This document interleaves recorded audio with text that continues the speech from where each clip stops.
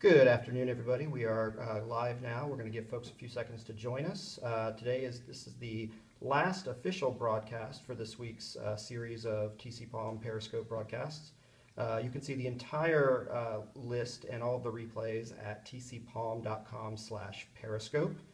Today's guest joining us for the final one is Jon Santucci of TCPalm PrepZone. And with that, we are going to head over. Feel free to ask your questions in the comments below. Take it away, Jon. What's up, guys? Yes, please ask questions because that'll keep it from being less boring. I talked to my good friend Ed Killer about his a couple days ago, and he had visual aids. I have no pictures of football players that I drew for you, so I apologize for that. But we did want to talk a little bit about high school football, specifically our TCPalm Super 11, which is our ranking of the top 11 players on the Treasure Coast, top seniors that are college prospects. And we get a lot of questions always, what is the determination of how do you get on that list? Well, I'll give you a couple things. One, let me tell you what the Super 11 is not. It is not a list of the best players on the Treasure Coast. It could be, and some of those players definitely are, but it's not meant to be a ranking of who is the best high school athlete. It's meant to be a ranking of what are colleges doing and who are they recruiting, and we want our list to be the best reflection we can of what colleges are doing on the Treasure Coast. So, for example, Patrick Bethel, Vero Beach defensive end, our #1 guy, has offers from Ohio State, Florida, Florida State, Miami, Alabama, you name it, big school. He's got an offer from them, and that's why he is the #1 ranked player on our board. So scholarships play a big part in that. If you're not getting scholarships, it's going to be hard to determine that you are, in fact, a top prospect. And size and speed and all those things that go into it that colleges look at, we're looking at the same things. And so hopefully that gives you guys a little bit of an understanding of how we get to our top 11. This year's was harder than ever before.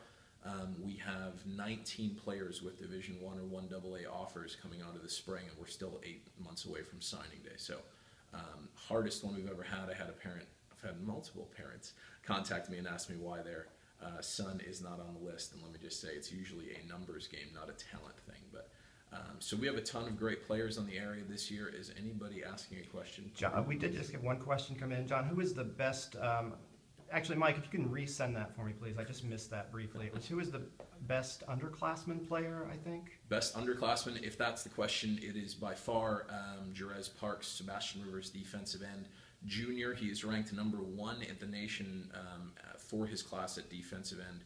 I saw him against Martin County in the spring game, 4 sacks, forced fumble, by far the top player on the field, and that's really saying something because Sebastian River also has Paul Dawson, who's #8 on our list, the South Florida commit, and Jeremy Cummings and Lewis Smith. So they've got a bunch of defensive talent, but Jerez Parks was quite honestly the best player I saw, period, this spring on the Treasure Coast. And let's go another class, by the way, beyond that. Vero Beach running back Akeem Dixon looked phenomenal against a very good Dwyer defense.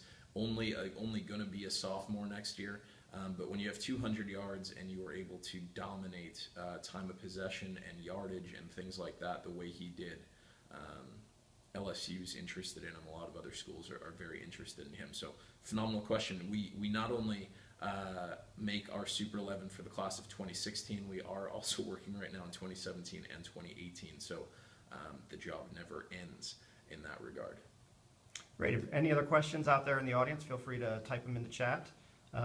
Who looks like the #1 football team going into the fall and why? Oh, that's a great question. Fort Pierce Central, on paper, you have to like all of their all the top level talent they have. They have 5 guys in our top 9 on the Super 11, led obviously by offensive tackle Stu Reese, who again has many of the same offers that Pat Bethel does. And so you have to like what they have. But with Vero Beach, I kind of go this way, and I think Dennis Jacob would say the same thing. You have to look at what they did last year as well. Vero beat Central last year in an outstanding game that took 4 days, longest game I've ever covered. And so I'm going to say right now it's Vero. You're #1 until you get knocked off. So, Vero returns MJ McGriff, all-state receiver, and the offense will run through him. Akeem Dixon's going to be a nice compliment. The defense has nice players. So, Fort Pierce Central fans can get mad at me, and that's okay, but until you beat them, they're the top dog. Great. Thank you so much. I see some other folks have just joined in. Looks like FPW football has just joined on to watch. Any other questions, feel free. We've just been chatting about high school football with Jon Santucci here of TCPalm PrepZone.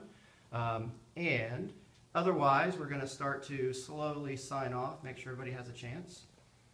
Thank you for joining us for a few minutes today, Jon. No problem.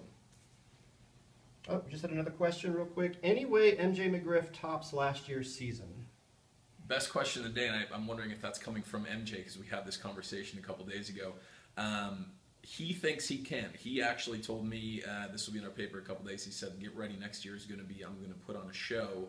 My goal is to break all my records. And I think really it just comes down to how inventive can Vero Beach's offensive coaching staff be about getting him the ball. You're talking about 110 catches, 1,545 yards, 22 receiving touchdowns. And by the way, the fact that I know that bothers me just a little. But best year we've ever had for a receiver, maybe the best career year ever for a player in this area. My initial answer, just gut instinct, is no. Can he come awfully close? Yes. Does he have the talent to do better? Probably. But a lot of factors have to work out, including them making it far in the playoffs once again.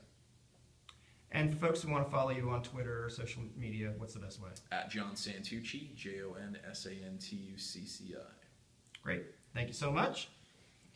Thanks everybody for watching out there. Again, you can watch all of this week's Periscope broadcasts, the replays, at tcpalm.com/periscope. Please let us know what you thought of this week's broadcast. You can tweet us at TCPalm, or you can comment on the story that we just mentioned, tcpalm.com/periscope. Thanks everyone. Have a good day.